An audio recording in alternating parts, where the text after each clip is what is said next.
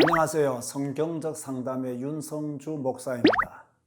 오늘은 성경적 결혼관에 대하여 말씀드리겠습니다.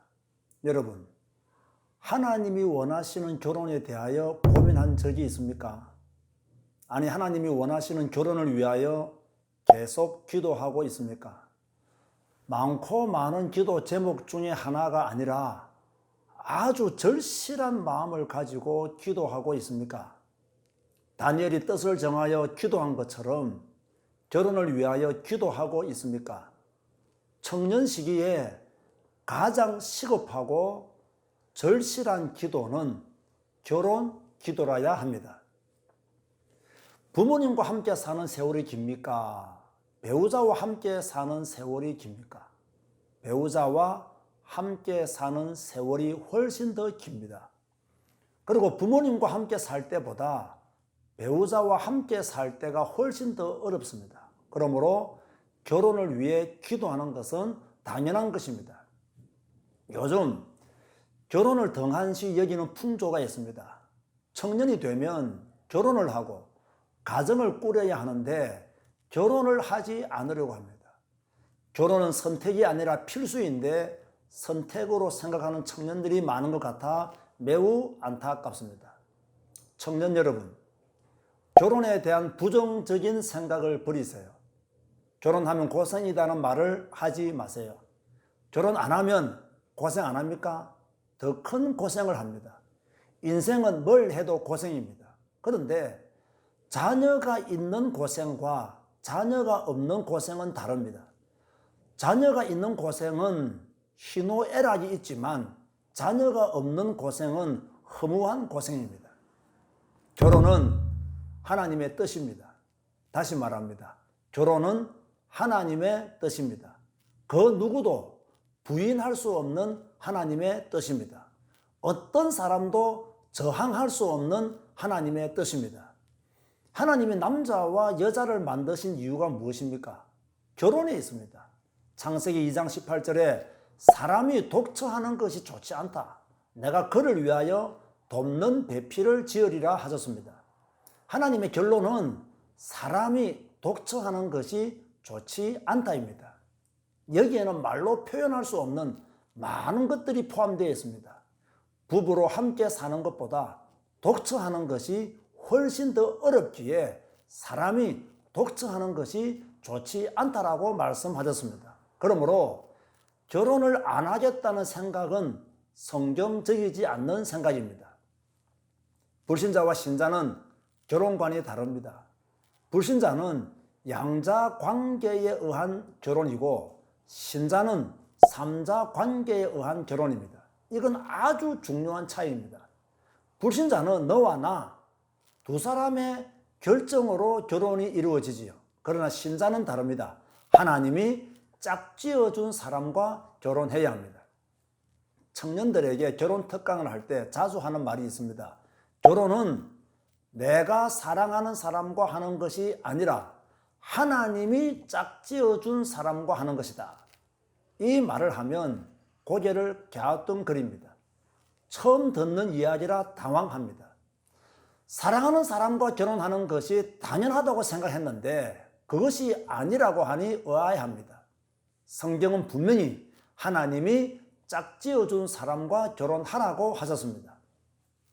양자 관계의 결혼에서 가장 중요한 것은 사랑이지요. 그래서 부모님들도 너가 사랑하는 사람과 결혼하라고 합니다. 불신자 부모는 이럴 수 있습니다. 그러나 하나님을 믿는 부모님은 절대로 이런 말을 하면 안 됩니다.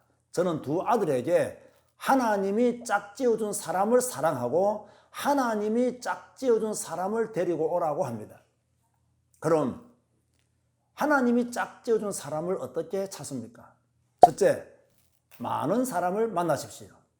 만나서 대화하고 그 사람에 대하여 알아가십시오. 그러면 대화가 되고 마음에 드는 사람들이 나옵니다. 어떤 자매는 저의 강의를 듣고 결혼 계획을 세웠습니다. 자기가 속한 교회와 연합회에 속한 남자 청년들 중에서 결혼 대상자가 될 만한 사람들의 이름을 적었습니다. 그리고는 한 명씩 만났습니다.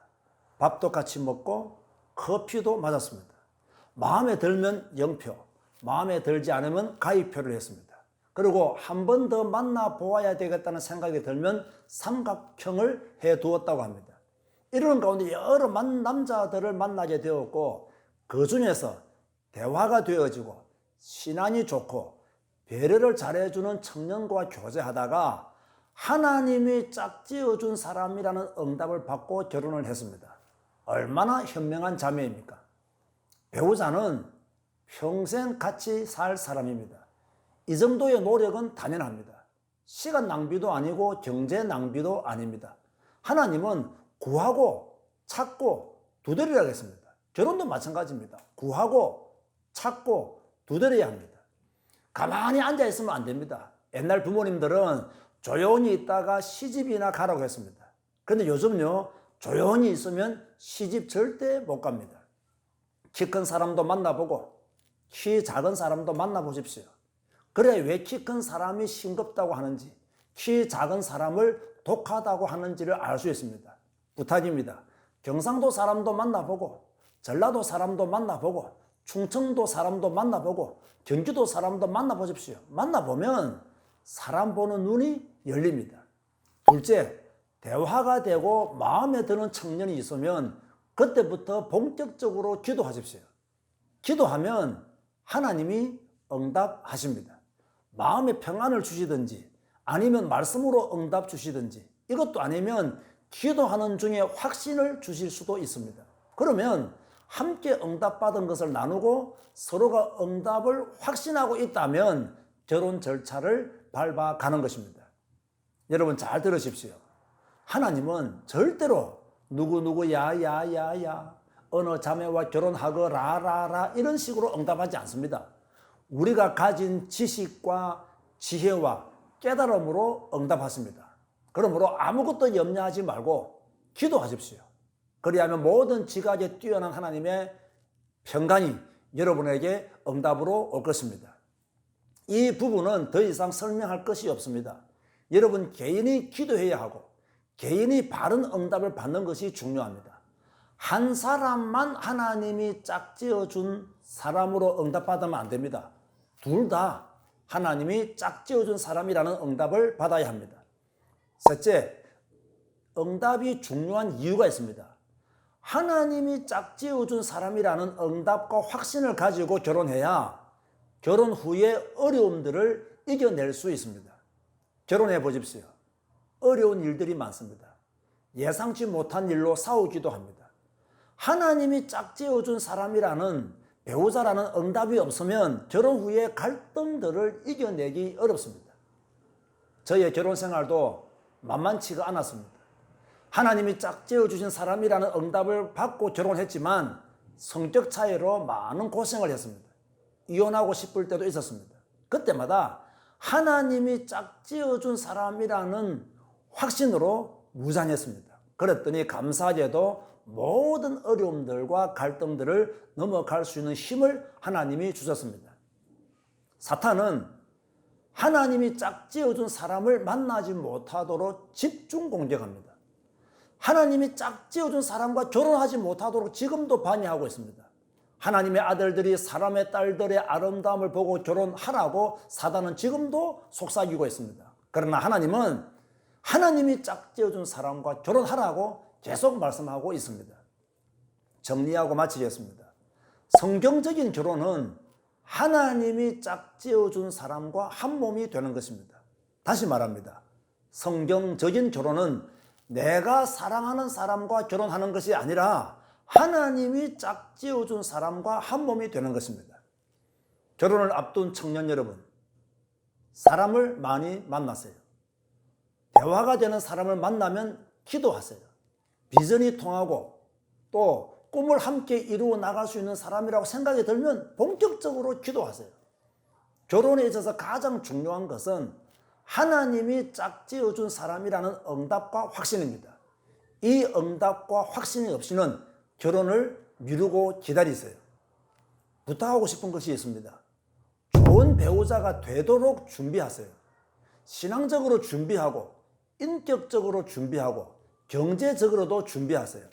준비가 잘 되어야 하나님이 짝지어준 사람을 만났을 때 피해를 주지 않습니다.